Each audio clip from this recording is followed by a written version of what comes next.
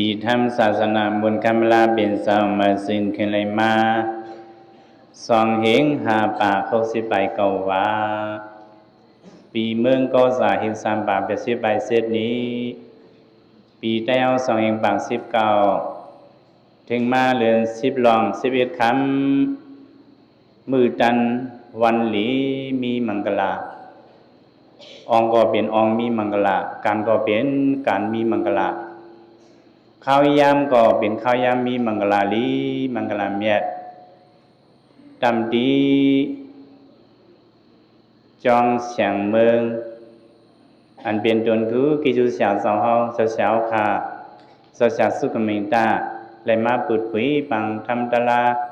อุมุนทำโฮม30 มื้อ10 วันถึงมาคำขึ้นไหนญาปุนพรสาวเฮาเสียจองปิงอ้อยวิ่งเชียนวีวันไหนเละสาวดิมา ปันเฮียงตะลาธรรมะติสนะตอนดายอกเกี่ยวเขาบ่ได้ได้ตุ้งทองเก็บสอมไว้เนเสอเฮาบ่มีพรหลีกว่าวันหนึ่งมื้อนั้นปันไว้หูคอตะลาว่าหลีเศษหลีไหนหูคอตะลาว่าก็หลีเศษหลีไหนเมื่อเฮาตีฮอตะลาเนี่ยเฮาได้สมเมตตาฮอตะลามันใจอ่ะเมตตาไว้วางกุศลนั่งให้กังเราตังเป็นเนี่ยพอโซเฮาสูงเมตตาก็เนื้อใส่เฮาก็หลุมมีเมตตาในใส่เฮาก็ในใส่เฮาก็หลุมมีเมตตาเมตตาอันว่าเนี่ยกายกรรมเมตตาตูก็เฮ็ดตูก็สร้างตูก็ช่วยวสีกรรมเมตตาสุขก็ละมโนกรรมเมตตาเนี่ยใส่เฮาก็ห้วนใส่เฮาก็ปาทุ่งกามมือก่อนเฮาว่าหือเนี่ยเมตตาในกัดเย็นปันเป็นได้ก็เลยไปก็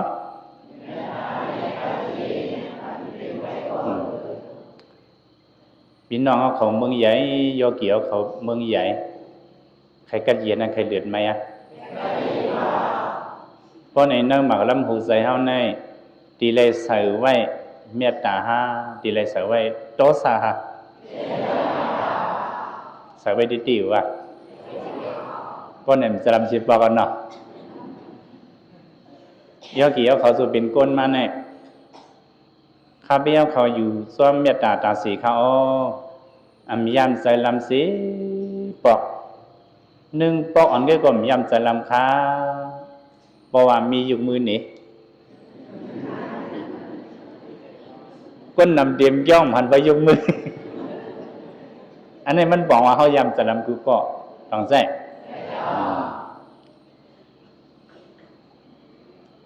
ก็เพราะว่าในเขาหลุดสั่งสอนตูใส่เขาขึ้นว่าพอใครกัดเย่เนี่ยเขาไว้ใส่เมตตาพอใครกัดเย็นเขาไว้เองเพราะว่าเมตตามาอยู่เศร้าซ้อมในหมอลำหูใส่เขาเนี่ยโยกีเขาเลยกัดเย็นเนาะเลยเดือดเลยไม่เพราะว่าเป็นสายโตซาดีเหมือนสิ่งหนึ่งโยกีเขายิบถันไพ่นั่นเนาะพอยิบถันไพ่สองดีไม่สองดีเลือดเพราะในสองดียิบขอตอบได้เขียนนะเนาะสิเดเมื่อขอตอบได้เมียนกูขอกูกรรมอ่ะก็บอกในพ่อส่งเมตตาในเขาหลุดภาษาเสียส่งต่างดารามือเยาก็เจ้ากี่เขาหลุดส่งเมตตาเนาะพี่น้องเขาขาดังซื้อให้มวลซื้อตอนดื้อซึ่งการเย็นว่าซึ่งไหนเนาะอย่าไปทั้งเหมือนเมียกล้องส่งเมตตาเมตตาไว้วางกูคนนั่งเมตตาไว้วางกูคนนั่งกังเราดังเป็นคิงเราดีขึ้นบ้าเนี่ยขาสองหาพิษกันไว้กันนะ อย่าไปให้เป็นเมตตาสิ่งนั้นก็ในบอกก็มันขำในเถาก็ในหนังเส้นในก็โมวายะสัตวาตั้งซื้อให้มนซื้อตอนดื้อสิ่งการเย็นในเราดีขึ้นบ้า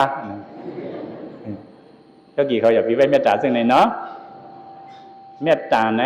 ว่าเขาหลู่ไว้สวดดูเนื้อกำเผา รู้ไว้เมตตารู้ไว้เมตตาหักแปลงแห่งอย่าตีในก้นกูก็ต้องใจเยี่ยวก็มังซื้อสูงเมตตาเป็นทางเมียวเจ้าขอยำถ่อมในอยู่จุดนะที่มาลัดในยอเกี่ยวเขา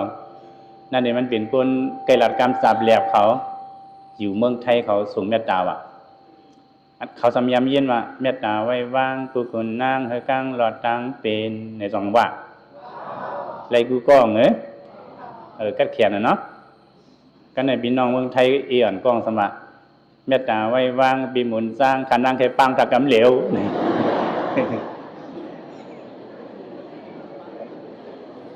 อันนั้นเป็นไล่สมเมตตาเมียว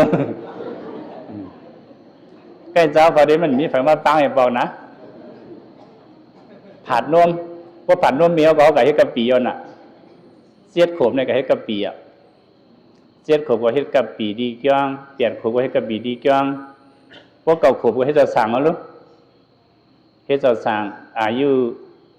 19ปลาย10เหรียญเข้ามาในซาวสำลีเต็มนี่ก็ขึ้นจ้างนี่ก็เร็วและ34วายอ่ะไปเลยทางให้ปอกไปเลยทางให้บอกมันมีเผาบางทางสังเบียนโคไข่ก็มันไข่มันไล่ก็บอกว่ามันไข่มันขาดเลยสั่งมาฮอดละแอบๆนี่ย่อกี่เขาเนี่ยสั่งว่ามันไข่ขาดได้ย่อมเลยหันกันเนาะก็กำไข่ขาดเนาะสองไข่มันไข่ขาดหรือไข่ก็ว่าเพราะในเฮ็ดบุญจะในปัญแห้งหมดเนาะว่าปัญหาในเขาก็มีแรงใจเย็นนะก็มุนเจ้าในมันดีขั้นมันดีเปรียวต้องทักมาลาเนี่ยกดยอกี่เขาว่าจังไหนก็ว่าในเมตตาในกัดเย็นปันเป็นได้ก็เหลือโตซาในเขียนน้ำได้ก็จำใจก็สั่งไปในว่ายอกี่เขาก็ว่าในเขาเดี๋ยวเลยผู้ฟังว่าพอไว้เสริมเมตตาในเลยกัดเย็นยาวพอไว้เสริมโตซาในไหลเลือดไม่ยาวเพราะใครกันเย็นเขาหลุดพึ่งไว้เสริมเมตตาเพราะใครเลือดไม่ดีก็หลุดใกล้สลัมเจอปอดคอรัดต้องใช่พวกเขาจะเล่าว่าอีกก็ลีเสียดลีลืมก่อนเนาะอย่าไปลืมพอลืมเดมันบอแคมเพราะในเจ้าเดี๋ยวสอนบันด้วยลีเสียดลีในเป็นทั้งในอ่อนกันว่าซ้อมอะไรเป็นวสีกรรมกุศลเนาะน้ำใสสินใสวนลองลีน้ำใสสินใสวนลองลีซบลีเสียงหวานลาดลองลีซบลีเสียงหวานลาดลองลีคันธาโตคิงเฮ็ดลองลีคันธาโตคิงเฮ็ดลองลีสติสัมมาธิสร้างลองลีสติสัมมาธิสร้างลองลีสาริกตาหาเล่งตูสาลีสาริกตาหาเล่งตูสาลีญาณปิญญาลักเหลี่ยมแซมกาลีญาณปิญญาลักเหลี่ยมแซมกาลีเมตตากรุณาหักแหงเปียงเหย่าลีเมตตากรุณาหักแหงเปียงเหย่าลีวนลีลาดลีเฮ็ดลีตื่นลีวันปีทนสุยาวอันนี้เป็นลีเสดีอันว่านั่นเนาะว่าย่อเกี่ยวเขาคัดเจอหากมีลีเสดีในลีเสดีในเพราะว่าย่อเกี่ยวเขาคัดเจอเทียมสร้างคัดเจอเฮ็ดสร้าง มีหลีเสียหลีในป้อในซื้อเขาเกิดเป็นก้นมนเปลี่ยนหางมาในห้ำซุ่มห้ำซุ่มจัดปานเป็นก้นหลีผีเมียหมายหนึ่งในน้ำเสือสินเสือวนลองหลีในหมายหนึ่งเนี่ยหมายหนึ่งเนี่ยเป็นนะเขาหลุดคัดใจเหมือนเส้นหนังคู่เขาเก่ามาเขาตั้งไหลลอยตูคิงเขากือมาเขาตั้งไหลอาบน้ำปันมือเขาตั้งไหลสุดปันไหลสุดปันน่ะหวานเขารู้ไหลล่างน้ำมาไหลล่างหวานน่ะหวานเขาก็ไหลล่างซอเขาก็ไหลล่างถูเขาก็ไหลล่างที่อยู่ที่เศร้าก็เลยไหลเฮ็ดลองบดสาสองไหลเฮ็ดก็แบบขึ้นทางลึกสองไหลเฮ็ดลองบดสาสองไหลล่างกดสองไหลล่างไหลล่างวนๆเนาะอันนี้เขาเลยเฮ็ดลองบดสาตั้งนอกนะเขาเลยเฮ็ดลองบดสาตั้งนอกกำเนิดตั้งในเขาก็หรือเลยเฮ็ดลองบดสาปานตั้งในเขาก็หรือเฮ็ดลองบดสาปันห่างหลีตั้งนอกในมันหลีอยากหลีเยี่ยมหลีด้วยกุยกามันปีกพักดุงอะไรไหลต้องใจเพราะเป็นก้นห่างหลีเนี่ยมันตายยาวในจังหวะเพราะเป็นก้นห่างหลีเนี่ยอันเจ็บมันไข้มันหนาวมันเปลี่ยนยาวจังหวะเพราะเป็นก้นห่างหลีเนี่ยมันเท่ามีเหี่ยวยำอันเท่าอันเหี่ยวมีย่านยาวจังหวะสองลึกหนักเพราะเป็นก้นตายในผีตายบาลนาดีว่าอารมณ์มันห่างลีนำตายยาวสองดีว่าก็เพราะว่าในเขาห่างลีตั้งนอกในหลีอยากหลีเยี่ยมหลีด้วยอยู่กุยกาอันปีกพักดูงอะไรไหลสองปีไหลเหมือนเส้นหนังลีไม้หนึ่งน้ำเจอเส้นสายวนลองลีไหนเพราะว่าเขามีน้ำสายลีไหนพักดูอะไรปีกเอายากี่เอาเขายากี่เขาต้องใครกันลีมึงอะไรใครกะลีด้วยอ่ะใครกะลีตัดสามปูไปโย่เนาะตัดสามปูเนี่ยหันก้นกินไว้ตัดสีนพวกเขาไม่มากตัดให้ปากก็กินน่ะสองกินมึงอะไรรู้มึงอะไรเขียนกินมึงอะไรเขียนกินสุดที่ว่ามึงผีแน่เพราะว่ามีนั่งผีห้าปากก้อนเนี่ยมีขุนผีหนึ่งเจ้าก็อ่ะอันนี้มันบอกว่าเขาก้นใจในกว่างอะไรหนำกับเมืองผีอีเนี่ยมันบอกว่าเรื่องใดเนี่ยที่เราคนเขาฟังก็ล่าก็โยกินนายเนี่ยนำรุ่นเนี่ยว่ามั่งกันที่คิงของปีนายเขาเนี่ยตอนที่ปีอะไรเอาที่เราคิงเขามีฉี่เดียวหาเดียวกันนายเขาเตรียมจองเขาได้ห้ามพัดเพี้ยนนายเขานะก็ได้เพี้ยนนายเขาได้มันป้าซอก็เบอร์ข้างหลังนายเขาเนี่ยมันเกี่ยวอย่างเนื้อสาวเขาเฮ็ดเวียวิซาก็เป็นนายคงเขาคงพักก็เป็นนายเฮ็ดปันกูซื้อกูลองก็เป็นนายคิงเขาเด่มบ่สู่หานคำตันมาดีสาวเขาหลวงกาซื้ออันของสองหางที่นั่นเจ้าเขาได้มันของสองในคำเพ่มาเขาเสีย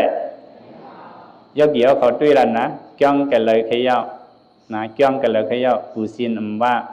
นะสินยาวปังตะลามว่าคิงในอีกาเสกับมีกระบดความหัวเนาะเขาทางที่คิงเขาในเด็กกับมีกันแล้วไหนอะไรกับมีดีกี่ดีปีมันโบราณเด็กกับมีดีกี่ดีปีเฮกับมีดีนายคราบเฮกับมีดีอันเด็กข้าเฮกับมีดีกาซิโนลองกระจายนะคิงเขาในกว่ากันนั้นกำนำอ่ะพอลิงสถีเขาใส่สถีเขาสองกามกะเตรียมปิ๊กยกเกี่ยวกัดด้วยล่ะตีเกี่ยวกับคำตันมาก็บอกว่าในคิงเขาเนาะอันเขาเป็นคนใจในกาเมืองผีนี่มันอีนะกูเป็นเมียเขาก็กล่าวสองว่านั่งผีห้าปากก็ขุนผีหนึ่งก็เนี่ยมันสองเป็นซึ่งนั่นน่ะก็ในเมืองอะไรเนี่ยสำคัญหนายกเกี่ยวเขาเมืองอะไรเนี่ยสัตติก สติดันเฮือเนี่ยเหมือนซึ่งพาจ้องเนี่ยมีดีเป่าไว้ห้ามไว้รอดไว้สีนำดันในวะกันในสัมบสติยาวเฮดิเลยกุนตรงอะไรสัมตุกเลยดิหลาเนี่ยมันเหมือนซึ่งหือเนี่ยเหมือนซึ่งหนังพาจ้องเพราะย่อเกี่ยวเขาเอาลิกมันหน้าอันดอกเขาเนื้อหมักอุดนั่นดอกใส่สองที่เข้าสองที่ไล่เนาะดอกไล่ดอกเข้าแล้วย่อกี่แค่ดอกไล่เลี่ยมก็แล้วปักเลี่ยมก็เลยหิงเลี่ยมก็แล้วสองใจมันใจเหมือนนั้นว่ามึงอะไรเนี่ยเต็มปีกสัตว์ดีกว่าในสีดาก็ตอนต่างคนเหตุการณ์อัมลีได้ตอนต่างคนไว้ใส่อัมลีวะนะตอนต่างคนใส่โกดวะตอนไหนยังตอนต่างคนใส่โกดตอนต่างคนใส่งอตอนต่างคนสวรรค์คนส้มนาอนคนคันนั่นเป็นดีอยู่เขาอันนั้นย่อเกี่ยวเขามันจะดีอยู่พี่น้องเมืองใหญ่ซูมโลโก้นะย่อเกี่ยวคำโลโก้มันจะดีอยู่ย่อเกี่ยวเขาก็บัวในเขาเปลี่ยนก้นเนี่ยเขาหลุดค้าเจอเขามีน้ำใจลีเพราะว่าเขาคัดเจอในใจเขาในมันใครลีย่อเกี่ยวเขาพระราเปลี่ยนสว่าพุทธสันนออุมาตะกอเนี่ยใจพุทธศิลเขาในมือใจก้นยองใจพุทธเจ้าในมือนะเหมือนใจก้นหย่องมังปอกลีมังปอกซามังปอกปอดมังปอกยาวมังปอกซื้อมังปอกตุมันเหมือนกันมังปอกไก่มังปอกข้านต้องใจเนาะหรืออเมียวเมียวเสกถุยพวกนี้จะเมียวมินจะเมียวเป็นไว้หลายซื้อหลายเมียวต้องใจว่าใจก้นเขาเนี่ยมันโลเลนเขากี่เขามันโลเลนเพราะว่าเขาเอาสติตลาตุยปันเอาหยันตลาตุยปันบ่ในซึ่งใส่เฮาเนี่ยมันได้เหมือนก้นหย่องกับแบบป่าบ้าสมิงรมดีมันนอเนี่ยใจพุทธศิลป์เฮาเนี่ยเหมือนเมียงมนว่ะเหมือนอีหยังเมียงมนเนี่ยตีหนึ่งเฮาจำไว้ก่อนค่ำเตียงค่ำตีหนึ่งเฮาจำไว้ก่อนขี้ไม่ได้การทรัพย์ดีก่อนไหนสองได้ทรัพย์ก่อนค่ำใส่พุทธเจ้าในเหมือนเมียงมวนย่อกี่เขาก็เลยมีไอเฉียวไอหอมไอหื้นเขาดีกว่ากันนั้นก็ที่การที่จ้องเนี่ยมันสูงมากแต่เหลียวพี่น้องมือใหญ่เขาอันกันมากกันมากจ้องเนี่ยอาลูเจ้าอามตียุกยองตีนับยำตีนะนับยำตีก็เพื่อทางหลังเนี่ยก็เพื่อว่าก้นขึ้นกันขึ้นจ้องให้พ้นน้ำแต่เนี่ยอันไปยำมีอันไปยำเงี้ยอันไปยำเงี้ยเจ้าเขามีดังส้มก็ส้มแห้งก็เมียที่พี่น้องเมืองหาวเขาก็เลยปีมาเนาะในฝั่งตลาดเนี่ยสองมัดนี่มาข่าวเนี่ยเสียงเขาออกมากันเร็วพี่น้องเมืองหาวก็กัดแขนตีกัดแขนนั่นนะตีฝั่งตลาดเมืองหาวเนี่ยก็เกินคนเขาฝั่งตลาดก่อนน้ำคนมาสวยก่อนน้ำธรรมะปูสาก่อนน้ำปีเจ้เมืองพี่น้องเมืองฮาเนี่ยนะง่ายนะสาวเขามาเมืองฮาอยากให้ขึ้นมือเนี่ยตัวก็จะมือใส่ในขึ้นไปที่เมืองฮามันลืมก็ไม่ได้ติดขึ้นคุกแต่เลยป้ามือใหญ่ฟองก็ไม่เนาะเมืองฮามือใหญ่มันพอไกลกันลงนอกมันเปลี่ยนซีเวียงอันเดียวกันก็น่ะเนาะเป็นซีเวียงอันเดียวกันก็ปวนในก้นเฮาในเพราะว่าเฮามีถาดใส่หลีน้ำใส่หลีเนี่ยมันดึงเจ้าเมื่อเขาก็เรียกในเขาเลยสอนลีเขาว่าฮื้อเนี่ย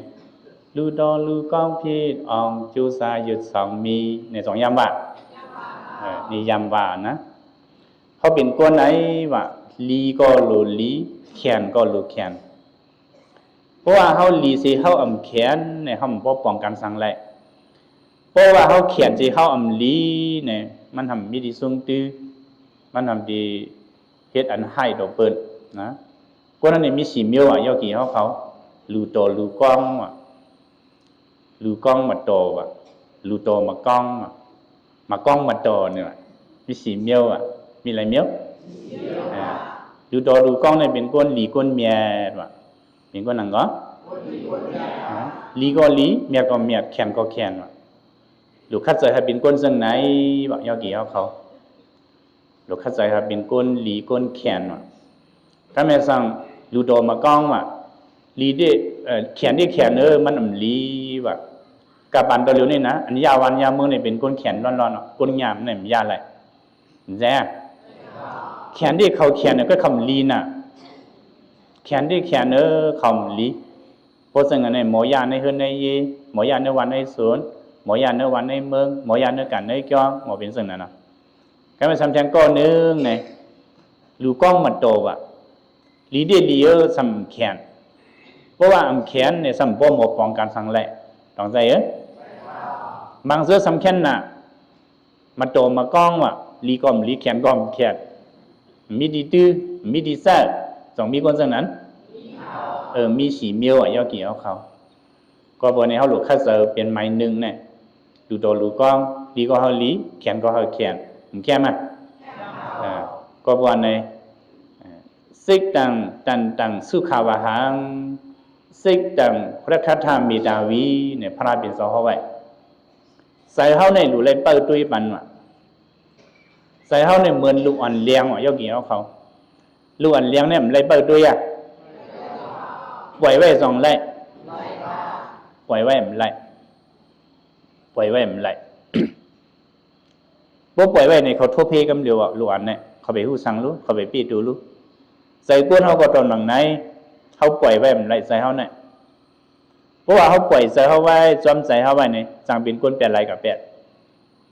จังเป็นก้นไรรองกับแปดจังเป็นก้นอ่ำลีกับแปดก็บัวในเขาดีเลยเปิดด้วยดีเลยเอาอีสังเปิดด้วยเนี่ยดีเลยเอาสติตะลาหยานตะลาเปิดด้วยดีเลยเอาอีสังเปิดด้วย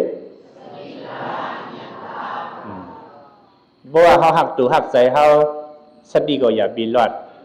หยานก็อย่าบีห้ามสติก็เขามีหยานก็เขามีเพราะว่ามีสติหมอเปิดด้วยเพราะว่ามีหยานหมอหูด้วยยกี่เขาคำทั่วเพสิปอกยกี่เขาขึ้นอย่าไม่สมกูวันขึ้นอย่าตู้ดอนกูวันขึ้นอย่าฮือกูวันเพราะว่าเขาเอาสติตะลาหยานตะลาเปิดปาดีใส่เขาเนี่ยสิกดังสุขาวาหังในพระเป็นสองเอาไว้ก้นก็อันสั่งสอนเจอหน้าเสื้อสากัดเย็นเนี่ยว่าก้นก็อันสั่งสอนเจอในเป็นนั้นพี่น้องเมืองใหญ่เขาใครซื้อสากัดเย็นใครเหลือไม่ทุกข์ฮะเพราะในใจเขาเนี่ยดีเลยสั่งสอนดีเลยปล่อยไว้ดีเลยเปิดด้วยดีเลยปล่อยไว้ดีเลยเอาสติตะลางหยันตะลาเปิดด้วยดีเลยเอาสติตะลางหยันตะลาเปิดปาต้องใจอันนี้อย่าไปลืมใจเขาในลำลองนะยกี่เขาเชียนเปิงมีดีไซน์ตั้งบทตั้งเสียงในมีดีไซน์เขาร้อนๆเนาะใครลีก็เปลี่ยนดีไซน์เขาใครจ้าก็เปลี่ยนดีไซน์เขาต้องใจเมื่อนั้นมีบอกเมียวอยู่ซ้อมกันว่ะก็เลยเมียวในสมปอลัดความอ่ะความก่อนปอลัดสุกว่าทำซื้อไว้อ่ะไม่ในสุกว่าซื้อไว้อ่ะก็ในพวกในเบียงในก็กล่อมเลยพิษมานาห้องกินข้าวกล่อมตักเสียงแล้วตัวกล่อมตอบในสุเป็นสังลาก็เป็นสังอันเป็นสังห้ำแล้วตัวเขาลาข้านลาด้วยก็ในบอกในมันนำใจยาวไว้ไหนเนาะว่าที่เขาสุเป็นหันติเตียนายเท้าก็เป็นนังก็ใครจะลำเลยจะลำมั่งต่อเลยเนี่ยนะบางซื้อเนี่ยมีลองมีตังวันนี้สลัมก็มีบางซื้อเนี่ยมีลองมีตังวันนี้สลัมก็มีเยอะกี่เขามีอ่ะเขาดึงใครจะลำเนี่ยไม่จำดึงใครจะลำไม่ยังละร่วมหย่องเขาออกมาเนี่ยสลัมเนี่ยเป็นร่วมหย่องเยอะกี่เขาสลัมเนี่ยเป็นยังร่วมหย่องอ่ะเยอะกี่เขาต้องไว้ปะเพราะว่าเขาสลัมเนี่ยเขาดูเลยร่วมหย่องเขาออกมายาวนะร่วมหย่องก็ออกมาเยอะสุขเขาให้ยามหย่องมันนำหนาเยอะอย่าบียอมแท่งอย่าบียอมแท่งแจ้มือเขาไปหู้ดิเขาหย่องมายาวไว้เขาหู้ดิเขาอย่าบียอมยาวต้องใส่มือหู้เนี่ยมันปนมายาวก็ไม่ได้เขาหู้ดิเขาถูกรีปัญญองเอายอกี่เขาต้องใส่ กำพอดีเป็นกุ้งหยองต่อสู้มันแก่เนาะเพราะสลับนี่มันหยองในโยกีเขาต้องยุ่มมีทุงความมันฮะมีทุงกรรมมันมีทุงกรรมมันมันกันว่าจอมดินน่ะภาษาละมันภาษาซ่ามันหยองภามันทองมันแก่ภาษากดงองแงกมันเมิกภาษาเด็กดีดันไล่ล่องภาโมป้องโมลาลีซังกาทางงานงอก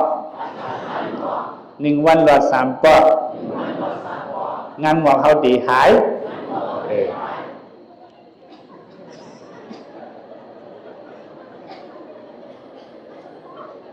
ใจแล้วเนี่ยเป็นงานงอกกับโยกีเขา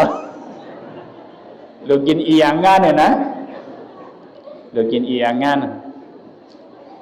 เพราะโยกีเขาจะรับมาในรถใน3 เปลี่ยนนะดีสลับเนี่ยมันเพราะสั่งสลับอ่ะ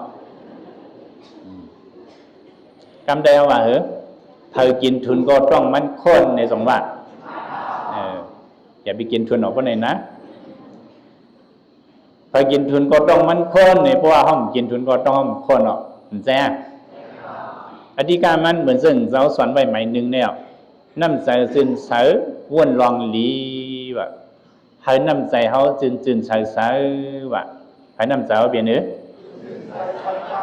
บ่ว่นนี่ก็เขาว่นอันลีว่ะว่นอันจ้าว่นอันลีว่นอันลีว่ะเหมือนซึ่งน้ำในเขาตั้งกินน้ำอันตันๆกันดูแจ้เหมือนซึ่งหนังใส่เขาในเฮียงเลยทำไว้ให้มันตันอันนี้เขาถูกรีว่นแกงยอเกี่ยวเขาต้องแซ่เอากินนี้ก่อนกันเนาะกำลังละลายก็ให้ผมกินนี้มันไปแซ่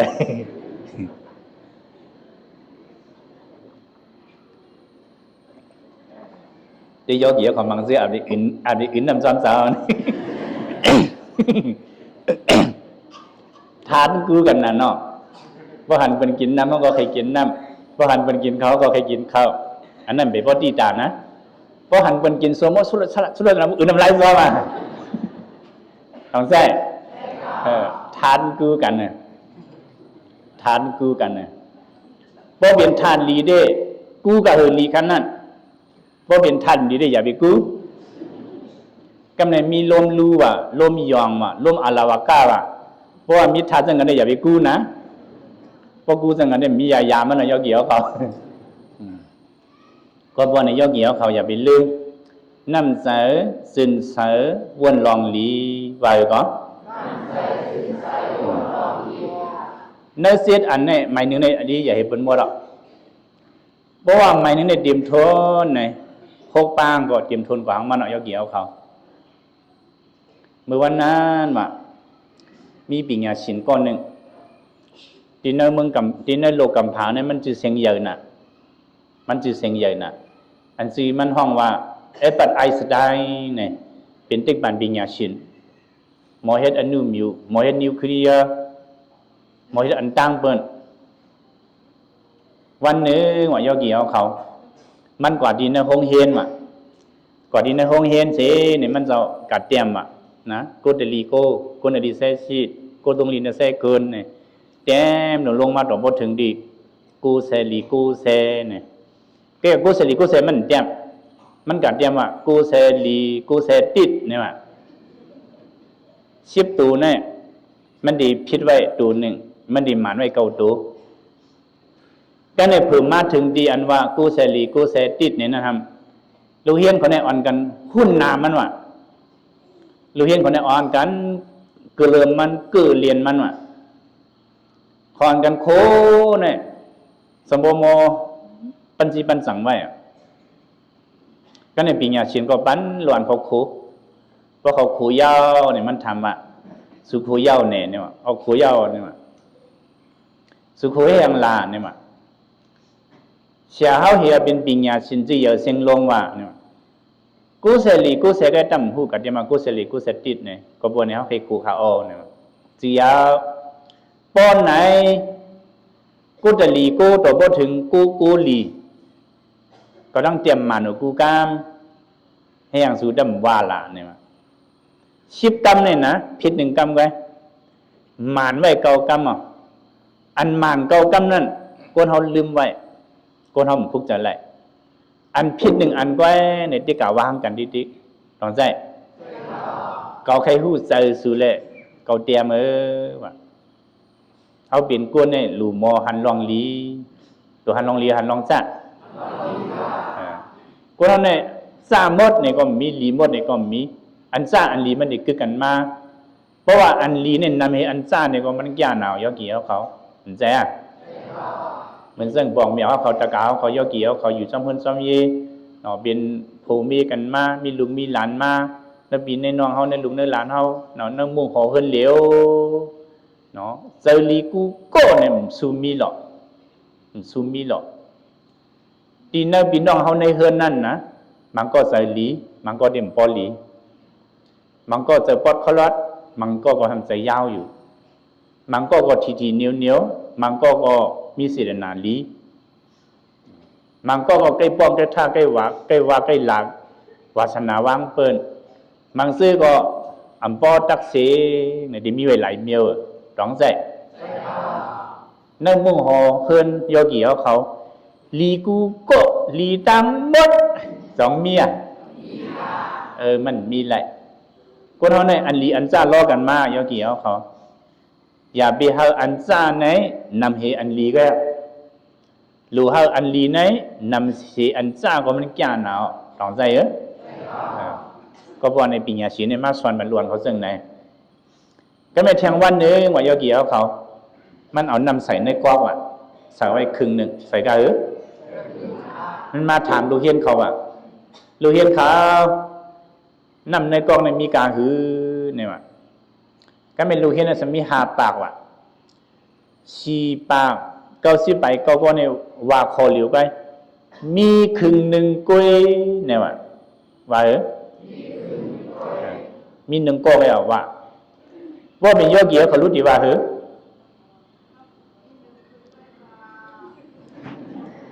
ก็ไหนได้เป็นจุ่มแล้ว4 ปาก90 ก็ว่าไหนมี1 กล้วยกาวมี1 กล้วยมันก็เหมือนกันกันเนาะมันปลาขาเหลี่ยมปลาขากันน่ะกำในก็เห็นลูกเห็น1 ก็โยกี้เขามี1 ครึ่งกำเหลียวขาเนี่ยนะอันนี้ตีป๋องมันเหมือนกัน2 เหมือนนะมี1 ครึ่งกล้วยอันวันนั้นมันไปเปียงพอใส่มันมีครึ่งกล้วยหม้อตำเตี๋ยมันแค่ว่าซึ่งไหนอันลูกกลางใส่มันไปเตี๋ยมี1 ครึ่งกำเหลียวขาไหนดิมี1 ครึ่งก็ปอยาวมันบอกว่าซึ่งไหน2 เหมือนกันเหมือนซึ่งโยกี้เขาปันเงินใส่ลวนเขาปันกามา5 เองมีเนี่ยก็5 เองไม่พอใส่หรอกเหมือนซึ่งนั้นก็ไม่โยกี้เขาปันเงินลูกเห็นออกปันเงินลูกอ่อนเขากะ5 เองป้อยาวแม่5 เองก็ป้อยาวอันนั้นเป็นลูกลังเลียนโยกี้เขาจำด้วยใจเขาก็เลยนะก็ไม่เสียเนี่ยมาสั่งสอนเขาว่าน้ำใจสู่มีเสื่องหือว่าสู่หลัดออกเสื่องนั้นกวนเขาในนะน้ำใจเขามีเสื่องก็เขาหลัดออกเสื่องนั้นห้ามหูตูเขาไปน้ำใจเขาเลียน้ำใจเขาลีห้าเนี่ยห้ามหูตูเขาปิญญาชีเขาพูดหัวนะปิญญาชีเขาพูดเปิ่นลาดไปอย่าบีทางว่าเปิ่นหูก็เกี่ยวเขาอย่าบีทางว่าเปิ่นหูปิญญาชีเขาในพอหันหน้าก็หันถึงใจพอหันหน้าก็หันถึงหมากหูใจตั้งเนินมันในข่าวสลอดตั้งเนินมันในลำพื้นพื้นด้านเนี่ยเตยนางก็หัวต้องใจก็บอกในปิญญาชีในสั่งสอนเขาว่าในมันนี่บันกลางใจสูน้ำมี1 ครึ่งก้อยขาเนี่ยบอกว่ามันเป่งใจมันหันใจมี1 ครึ่งกำเหลียวคาเนี่ยมันบอกว่าเป่งปอไหลเนี่ยเป่งปอใสกำสุดมันมาเผื่อเขาเย้าลีกเย้าเกล้างเนี่ยลูกเห็นชี้ปาก90 ไปก็นั้นมาเป็นตะปีก็อันว่ามี1 ครึ่งกำเหลียวคาอันนั้นเนี่ยโยกี้เขามาเป็นตะปีมันหมดมาเป็นตะปีมันหมดก็ว่าในเขาเฮ็ดผู้อ่อนหูเนี่ยเขาดิเลยป่นเปิ้นตั้งหนำตั้งหูตั้งหันในดิเลยป่นเปิ้นโยกี้เขาเป็นปอเมเปิ้นก็ หรือมีตั้งหูตาที่สั่งสอนลูกอ่อนเพราะว่าหมอสั่งสอนลูกอ่อนในลูกอ่อนเขาสั่งเป็นก้นไฮกว่าสั่งเป็นก้นลีกว่าสั่งเฮ็ดผิดเปิงกว่าดิติ๊กปอมเมนดีเลยหมอสั่งสอนติบ่ปาสลียามินินผ้าเนี่ยปอเมอ่อนอูคัวเสียเจ้านี่น่ะอ่อนอูเนี่ยมันบอกว่าปอเมเนี่ยเป็นเสียอันตั้งสุดเอาปอมาซึ่งไหนอ่ะสอนการสอนนั่งสอนสุกสอนไปสอนกินสอนย่ำสอนกว่าสอนมาสอนลาสอนสาปอเมสอนได้สอนปอเมเนี่ยลำลองน่ะยกเหี่ยวเขาพวกเกิดลูกเย้าก็เย้าเนี่ยมันเย้านะแกพวกเกิดลูกปุ๊บเกิดเย้าเนี่ยมันใจมันไปเย้าง่ายๆตีเลยปุ๊บตังปันพ่อเขายกเหี่ยวเขาต้องแซ่ตีเลยเอาอีสังปุ๊บดังตีเลยเอาตั้งหูในปุ๊บตังปันอ่ะตีเลยสอนปันเขามีน้ำใจลีเพราะว่ามีน้ำใจลีในไหนอยู่ดีแล้วก็เป็นเลยก็เย็นย้อนเขาอ่ะต้องแซ่เพราะเขามีปอเมลีลูกลังในเลยซื้อสากัดเย็นเนาะเพราะเขามีเสียลีลุงน้องตะปีในเลยซื้อสากัดเย็นเนาะเพราะว่าเขาเลยอิงปึงมุนเจ้าลีตะกาวเขาในเลยซื้อสากัดเย็นเนาะเพราะเขาเลยอิงปึงขุนเมืองลีคนเมืองในเลยซื้อสากัดเย็นเนาะต้องใจก็บอกในน้ำเสือจึนเสือวนลองลีว่าหมายหนึ่งในว่าก็ในหมายสองในว่าลืมยาวเมื่อกี้หามอยากก็เตรียมไว้อย่างนั้นเนาะซบลีเซิงลีลาลองลีว่าหมายสองในไปก็ซบลีเซิงลีลาลองลีเพราะว่าเขาหมอลัดความลีเนี่ยเป็นซบลีว่ะเพราะหมอลัดความลีเนี่ยเป็นนะเพราะว่าหมอลัดความลีเนี่ยเป็นซบยอกเป็นซบยอกว่ะยอกกี่เขาต้องให้เป็นก้นซบยอกซบยอกอันนั้นมันจะก้นซบเบี่ยงนะไม่เป็นก้นลาดเลียก้นซบเบี่ยงเนี่ยนะมันเตรียมทุนของมันไงมันใจก้นซบยอกก้นซบยอกเนี่ยก้นหมอวางเปิ่นอ่ะก้นหมอวางเปิ่นเมียตั้งหน้าลาดเมียงตั้งหลังลาดเมียงตาหน้าเขาลาดเมียงตั้งหลังเขาลาดเมียงสองมิเนาะอันซิมใส่ก็มอว่ามีตู้มอลาดป้นลาดหรือมอลาดเป็ดลาดเหรียญสองมีพอมีเป็นก้นซบยอกเป็นก้นซบยอกพี่น้องมือใหญ่เขาติดจะก้นซบยอกก่อนนะป้อมวางเปิดเนี่ยจะก้นซบยอกป้อมวางเปิดเนี่ยเป็นก้นซบยอกกันนั่นซบยอกในกัมพลาเป็นสวะวัสีตุสเลิกเนี่ยว่ะว่าอีกก็วัสีตุสเลิกว่ะเพราะว่าเขาลาลีเนี่ยมันเป็นวัสีสุสเลิกเนี่ยคำใดเขาว่า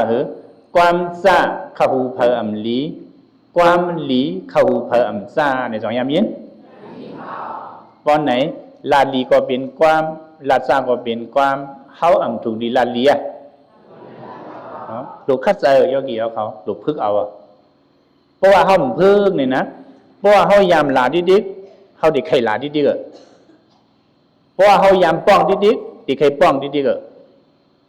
เพราะยามวางบนดิ๊กดิใครวางดิ๊กมันเป็นอาแก้งยอกี่เขาเพราะว่าเขาพึกลาดอันลีเนี่ยเขาก็ดิเป็นอาแก้งลีเสียลาดอันลีกว่าดิ๊กถึงจ้า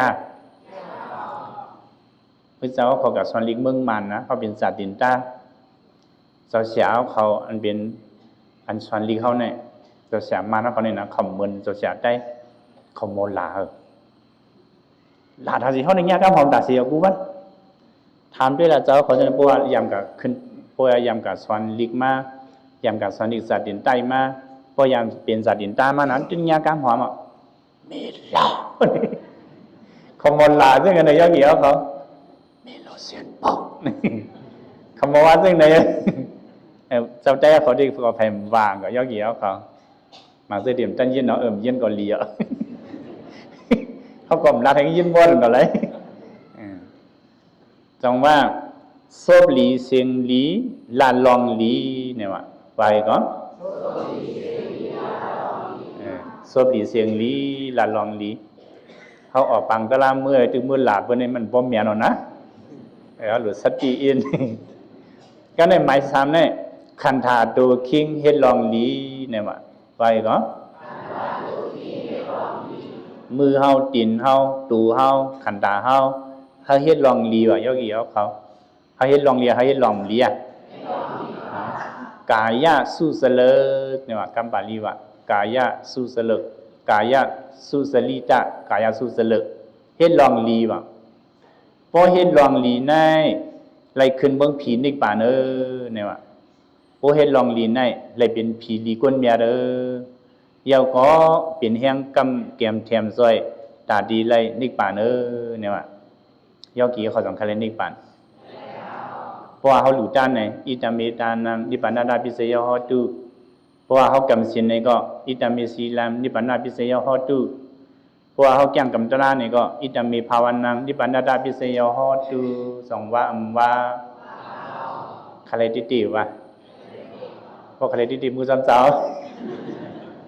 สัมเดียวเด็ดถามด้วยคนที่เฮิรนก่อนฆ่าเนี่ยนะก็มังซื้อก็มีย่อเกี่ยวเขาแต่ก็สาวมีน้ำปองกองน้ำปองนะเหมือนดังเปลี่ยนเหมือนสาวนางจ้องก็วายมันท้าเหตุการณ์นี้มันขอกินกาแต่หรือมันขอกินกาลาชูน้ำปองแต่ก็เขาเนี่ยมันหมอกกระเลิมนะเพราะนั่นเขาได้กำคะแนนนิป่านก็คะแนนเงินก็ได้กำคะแนนนิป่านคะแนนเงินก็ได้ย่อเกี่ยวเขา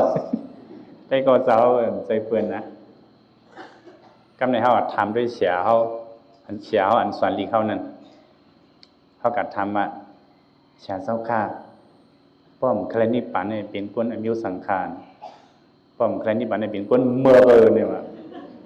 เป็นยังก้นเมื่อว่ะหลุมไม้เบเนี่ยว่านิปันมันโลเชนหลุมไม้เบเนี่ยเสียสมาเขาลาดนะเห็นเขาลาดเต็มจริงก็เป็นนั่นลีดีของมีสังกัดตีย่อเกี่ยวเขานิปันอันวานัยเนี่ยมันเวียงเชียงเวียงคำมันเป็นทัดกิเลสายศเทียนเนาะทัดยังก็นิพพานเนี่ยมันบอกว่านิวานะวานะเนี่ยตัณหากิเลสนะตัณหากิเลสกิเลสเนี่ยมันเป็นทัดหรือทัดไม่อันกิเลสอันมีนั่นเนี่ยบอกว่านิเป็นนิพพานเพราะว่ากิเลสเนี่ยอันมียาวเขียวกว่ายาวยิ่งกว่ายาวไฮกว่ายาวเนี่ยอันนั้นเป็นทัดนิพพานทัดก็ยืนเป็นทัดนิพพานปุ่งจักมันเหมือนเนื้อเนี่ยเหมือนซึ่งเขาไตไพ่ไว้ไตเตียนไว้ไตไพ่ไว้ไพ่ในสองเหลือดไหมสองเหลือดก็เนี่ยไพ่เนี่ยมันก็ดีไหมกว่าไม่กว่าไม่กว่าไม่กว่านะเตียนมันก็มียาวขีมันก็มียาวใส่มันก็มียาวมันก็หมดกว่ายาว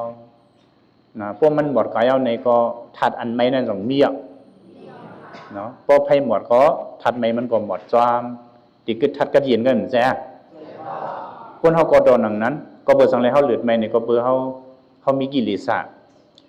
สมกคำไว้เนื้อใส่เขาเนื้อตูเขา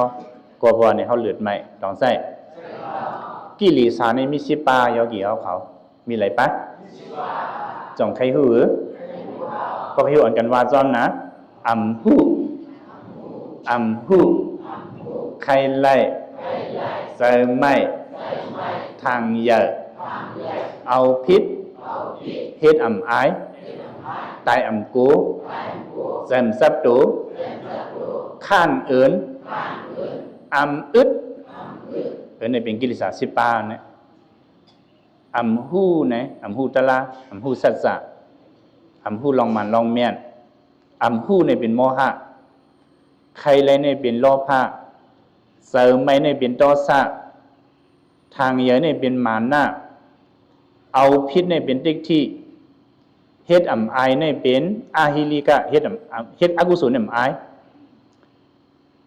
ตายอ่ำกูเนี่ยเป็นอนุตตปะลองอ่ำลีเนี่ยเฮ็ดออกบ่ตายอ่ำกูเนี่ยเป็นอนุตตปะใส่อ่ำซับโตอันวางเป็นอกเดสะ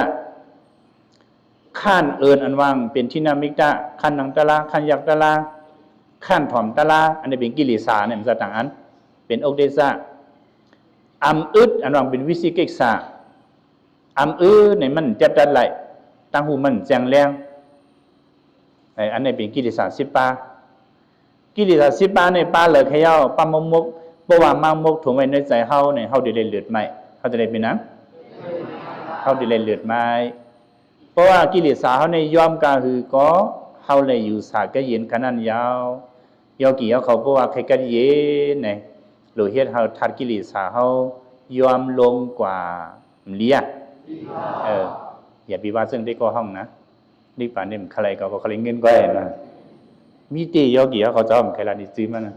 แต่รู้มันพอกินข้าวมีอยู่ดีมีอยู่ข้าวเก่งน้ำปองนะมันเด่มใครนี่ป่านมันใครเงินก็มันเด่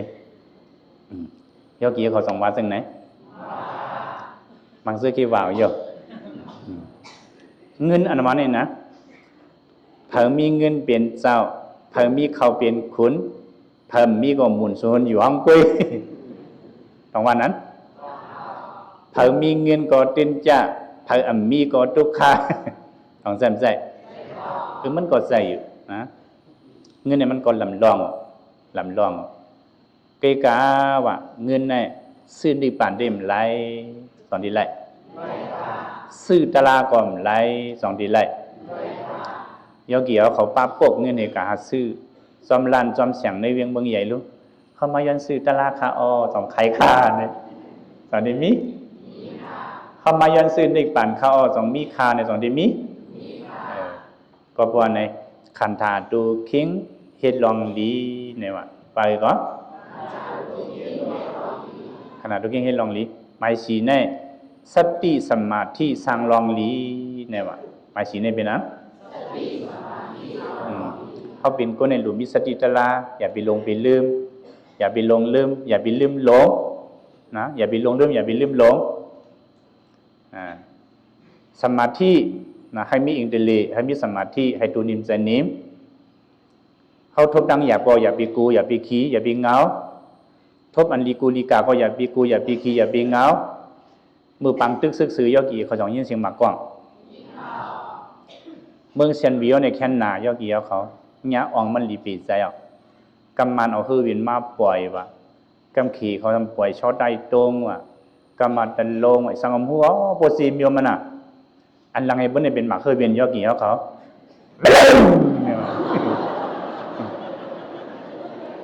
ลังหินได้อันนี้มันไปแล้วนะเอาเงินตึ้งเลยไม่ยึดมั่วเลยมังซื้อเนี่ยนะตัววันหลานเนี่ยมังซื้อพันโป๊ตายก็เกี่ยวเขามังซื้อเนี่ยนาบ่เกิดกว่านะมังซื้อเนี่ยนาบ่เกิดกว่านะมังซื้อตัวโปนหลันมังซื้อพันโป๊ไปมังซื้อนาบ่เกิดกว่าเนาะต้องตกใจเขาเป็นกู้ให้กันตลาดเนี่ยมันโดนตกใจอย่าไปใส่โต๊ะนะอย่าไปตกใจอย่าไปใส่โต๊ะสติสมาธิสร้างลองดีเนี่ยว่าก็หมายหาในสัมสาลิกตาหาเลี้ยงตัวใจลีเนี่ยว่าหมายหาในเป็นนั้นขัดใส่เหตุการณ์ให้ขึ้นอย่าไม่สูงให้ขึ้นอย่าตู้ต้อนให้ขึ้นอย่าฮืออย่างแค่ไหม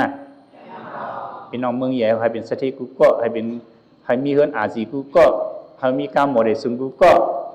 ให้มีเงินนำคำเหลืองกุก็สองแก่สาลิกตาหาเลี้ยงตัวใจลีเนี่ยกันในสมัยหกในงานปิญญาลักเหลี่ยมแซมกาลีเนี่ยว่าไปก็งานปิญญาลักเหลี่ยมแซมกาลีหรือมีปิญญากุก็หรือมีปิญญาหรืออยู่ซ้ำปิญญาหัวบ่เอาปิญญาทักดีนะอันเขาเคยว่าเนี่ยปิญญาตั้งหูตั้งหันปิญญาอย่างปิญญาตั้งหูตั้งหันปิญญาตั้งหูตั้งหมอเขาเดี๋ยวอยู่ซ้ำอันไหนเพราะว่าอยู่ซ้ำปิญญามันจะทักได้เจ้าก่อนว่าหัวนั่นเด้ที่รีมเลี้ยวก่อนหัวนะก็เนี่ยหมายเสียเนี่ยเมตตากรุณาหักแห้งเปียงเหยื่อลีเนี่ยว่าไปก็หักแห้งเปียงเหยื่อลีเนี่ยเพราะว่าเขามีเมตตาเนี่ยมันเลี้ยเนี่ยว่ายอกี่เขาก็พอในเมตตาเนี่ยยอกี่เขาอย่าบีไว้เนื้อปับอย่าบีไว้เนื้อแคบอย่าบีว่าดีซบไว้เขามีดีในหมากลำหูเสือติเจ้าใครว่าของใส่ พอมีเมตตามีตะลาพอมีตะลาก็มีเมตตาตะลาและเมตตาเนี่ยเป็นอยู่ซ้อมกันเนาะบ่มีเมตตามีตะลาบ่มีตะลาก็มีเมตตาเมตตาและตะลาเนี่ยเหมือนผ่ามือเลยองค์มือยอกีของมันยันกันเลยตรงใส่อันเสาหลักในสองตัวคิดลืมเปลี่ยนมัวเราโยอย่าเบียเหมือนจังคิงลืมหลงน่ะเมื่อนั้นมีคิงลืมหลงก็ยอกีเอาเขาตั้งมีมันเหตั้งผูมันเหตั้งคิงลืมหลงตั้งมีมันเหตั้งหลวงเขากาหลีปล่อยมาเขาจะเป็นก้นเกี่ยวปล่อยมันไว้ใส่มือลึกก็ลึกมามีใครนอนมาเขามือทาสูนะเมื่อนะมีก็มือกว่าแบบมันใจดิตัวเมืองโบเลียงคือตัวเมืองโบเลียงตัวบนโบแค่ปีกจานแผ่นเผือกองยาองจ้องตัวบนโบว่าองยาองจ้องไปก็ยาวก็ดีมือสำลืมตั้งเมืองว่ายาวเกี่ยวเขาก็นั้นมันต้องถามเด็กคนอันไปตั้งซะเนี่ยตั้งเมื่อเฮิรนก็ตั้งเล้อเนี่ยคิงลืมหลวงเนี่ยมันทนอันเนี่ยในกว่าซื่อเนี่ยกว่าซื่อเพราะว่าไก่อินเอาขึ้นงอกับตั้งขาเนี่ยมันก็กว่าก็ไม่ขึ้นงอกับตั้งขาก็ในกับเพียวปานาเฮิรนสำลืมเฮิรนมันหน่อยก็ไหนลืมปลาเฮิรนมันว่ะเฮิรนก็เป็นหลังนั่นเองก็สำคัญถามบ่นเฮิรนก็เป็นเฮิรนเล้อเนี่ยถามด้วยคนไปตั้งคิงในก็มันทวนนั่นน่ะเฮิรนซื้อมันกินเริ่มหลงนั่นน่ะเนี่ยอันพักตูมันสอมนั่นเองเนี่ยเสียกว่าที่พักตูสอมพักตูสัมปีกไว้ก็เมฆมันไปลงมามันตัวเป็นเพลินได้นะลืมปลาเมฆว่ะลืมปลาเมฆมันว่ะก็เมฆมันไปมาก็เนี่ยมันอีกคือตัวอย่างมันหูจักก็มีมันป้าปนับบังป้าเนี่ยอดดอมีก็ในหมดเหี่ยเลยยกเกี่ยวเขาอยากให้คิงลืมหลงเนาะวันไหนเขาขอจะเล่าว่าลีเซลีเขาว่าด้วยทางกรรมเนาะน้ำใจสินใส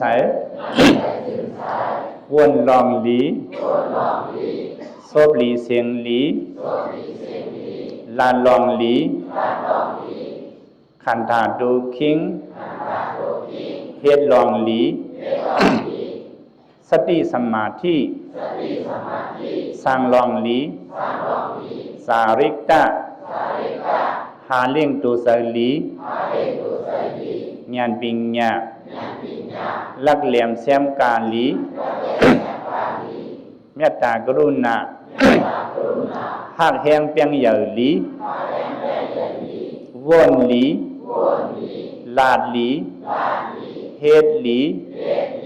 ตื่นลีทนสู่ยาวสาวเลมาเมตตาปัญโยกีคุณนั่งยิงแซวเขาให้เลยเป็นโคธรรมะสอนเสริให้เลยเป็นเฮียงตะลากำแกมแถมซอยตอนตาดิทุงยาตะลาทุตะลาเมียตะลาเสตะลามันตะลาอ่อนหอนนิกปานสุนาตันตาตังเสียงกำเลยตานอ